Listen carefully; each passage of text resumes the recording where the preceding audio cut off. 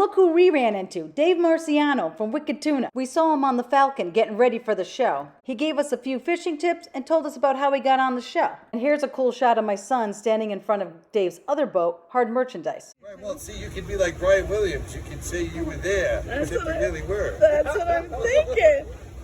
I'm loving it. That's so cool. Well, the trick will be hooking fish now with it. Part of the reason we switched to rods is the fish got shyer and harder to catch. They seem to evolve and get smarter. I'm bringing my hand line a little lighter than I did before. Gotcha. I'm going to try and match. Can I feel how thick that the line is? Yes. 10-pound test roughly straight through. But we do use different leaders. Like we use, you guys fish at all? Have you heard of fluorocarbon? I don't know. Okay, so we use fluorocarbon leaders for the last 20 feet, you know, because the fluoro is supposed to be invisible underwater. Right. Ah. You know, the monofilament, part of the reason, you know, the fish get shy is the monofilament acts like a fiber optic cable in a sense. The light travels down it, right? And that can spook a fish from biting. Ah. One thing we know with these giant tuna is they see with 7 times the magnification of the human eye. So when they're looking at our baits, it's like you or I looking at it under a magnifying glass.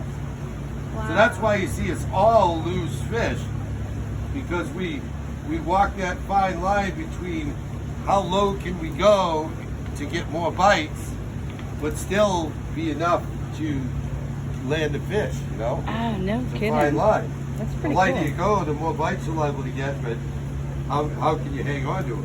Yeah. Wow. Wow. Now, how did you get involved in the show? Well, the story I heard was the executive producers, right, did some work in the movie Perfect Storm. Oh. So they became familiar with Gloucester being a very scenic location. Let's face it, people on the other side of the camera, that's how they look at places, right? Right, okay. So I had no idea any of what was going on. They were here for 10 days interviewing other boats and crews. On the 9th day, they contacted me. They said, you know, they gave me the rundown. They said, hey, we were on these other boats getting B-roll footage and talking to other fishermen, and we noticed your name came up a lot. They said, in our business, if people talk about you, you may be somebody we want to interview for your show, right? Now, I make no claims to be the biggest or the baddest, but I've been a commercial fisherman for 4 decades.